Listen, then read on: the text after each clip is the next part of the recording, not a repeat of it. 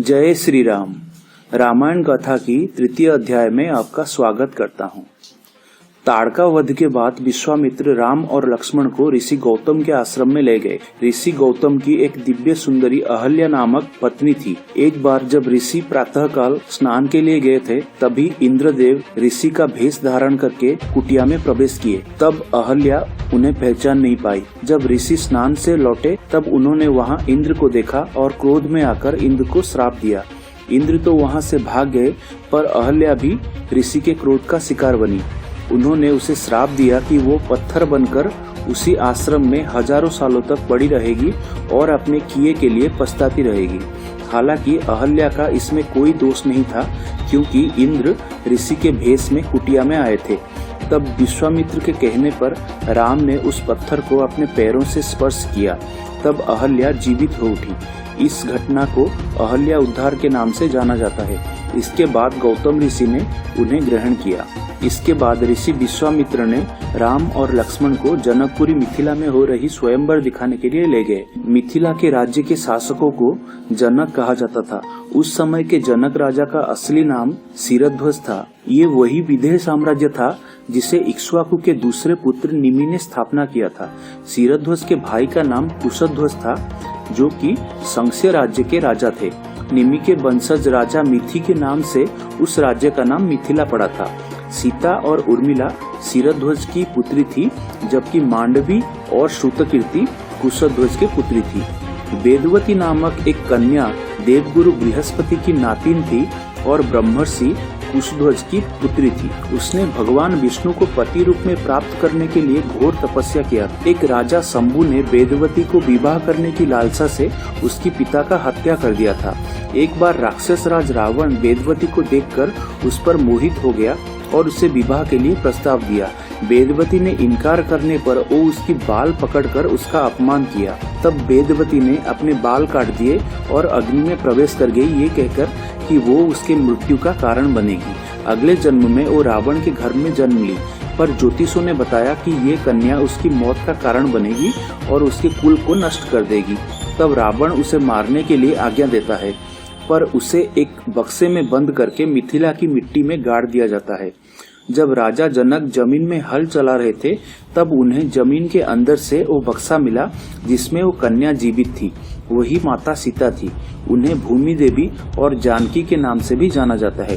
सीता जी के स्वयंवर के आयोजन में राम और लक्ष्मण ऋषि विश्वामित्र के साथ मिथिला आ पहुंचे। स्वयंवर से पहले उन्होंने एक दूसरे को वाटिका में देखा था। स्वयंवर के शर्तानुसार शिवजी के धनुष पिनाक को उठाकर उसमें रस्सी बांधने वाला ही सीता जी का वर बनेगा, पर वो कोई मामूली धनुष नहीं था जिसे कि कोई भी उठा सकता था। रावण भी उसे उठा नहीं सका। सभी राजा हार मानने पर भगवान राम ने उस धनुष को उठाया और जब उसमें रस्सी बांध रहे थे तब वो धनुष टूट गया। राजा जनक राम जी का परिचय जानकर बहुत खुश हुए और सीता जी का विवाह राम जी से हो गया। पर शिव जी के धनुष के टूट जाने पर क्रोधित होकर भगवान परशुराम वहां आ पहुंचे। वो भगवान राम के स्वरूप को नहीं जानते थे, इसलिए क्रोधित होकर उनसे युद्ध करने के लिए आह्वान किया। हालांकि जब उनके असली स्वरूप को जान गए तब भगवान परशुराम ने उनसे क्षमा मांगी। फिर राजा दशरथ के पुत्रों और राजा जनक के पुत्रियों के बीच विवाह की व्यवस्था की गई। भगवान राम से सीता, लक्ष्मण से उर्मिला, भरत से मांडवी और शत्रुघ्न से श्रुतकीर्ति का विवाह हुआ। शादियों को मिथिला में बहुत धूमधाम से मनाया गया। उसी दौरान दोनों पक्ष में वंश परिचय का समारोह आयोजन किया गया, जिसमें पूर्वजों के बारे में चर्चा हुई। इस पूर्वजों की कहानी हम पहले से बता चुके हैं। राम और सीता के विवाह का 12 साल बीत जाने पर महाराज दशरथ ने राम जी को राजा बनाने के लिए घोषणा किया। तब सारे नगरवासी खुशी से झूम उठे और राज्य में उत्सव मनाया जाता है। उस दौरान भरत और शत्रुघ्न अपने मामा के यहाँ घूमने गए थे। महारानी कैकेयी के पारिवारिक दासी के रूप में मंथरा उनके जन्म के समय से उनके साथ रहती थी। जब उसे इस बात का पता चला कि राजा दशरथ अपने बड़े बेटे राम को राजा बनाने वाले हैं, तो वो गुस्से में कैकेयी को इस बात की खबर देती है। कैकेयी शुरू में प्रसन्न होती है क्योंकि वो राम को भरत से ज्यादा स्नेह करती थी और मंथरा को मोती का हार देती है। पर मंथरा कैकेयी को उकसाती है कि अगर राम राजा बन गया तो कौशल्या राजमाता कहलाएगी और वो उसकी नौकरानी बनकर रहेगी, पर अगर राम के जगह भरत राजा बन जाता है तो कैकेयी राजमाता बनेगी और राज्य पर राज करेगी। उसने कैकेयी को उन दोनों वरदानों की याद दिलाई जो दशरथ ने उसे एक बार देवासुर युद्ध में अपने जान बचाने के लिए देने को कहा था। कैकेयी ने बाद में इन दोनों वरदानों को मांगने के लिए कहा था और मंथरा ने बोला कि ये वरदान मांगने का सही समय है।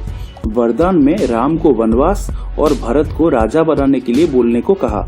मंथरा ने बताया कि भरत के लिए 14 साल का समय राज्य में अपनी स्थिति को मजबूत करने और लोगों के दिलों में अपनी जगह बनाने के लिए काफी होगा और कैकेयी को बहला फुसलाकर राजी करवा देती है।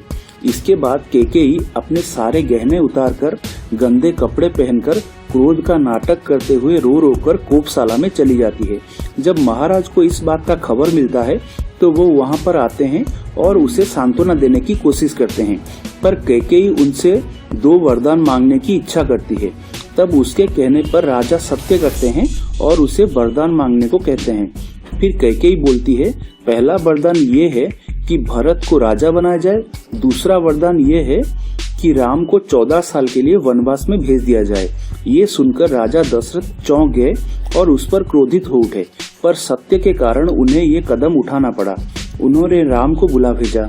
राम के वहां पहुंचने पर उन्होंने उसे सारी बातें बताई। तब राम ने एक क्षण भर की भी विलंब ना करते हुए वन के लिए प्रस्थान करने को राजी हो गए, पर जाते समय सीता और लक्ष्मण भी उनके साथ चलने को जिद करने लगे और आखिरकार तीनों राम, लक्ष्मण और सीता मुनि वेश धारण करके वन के लिए निकलते हैं।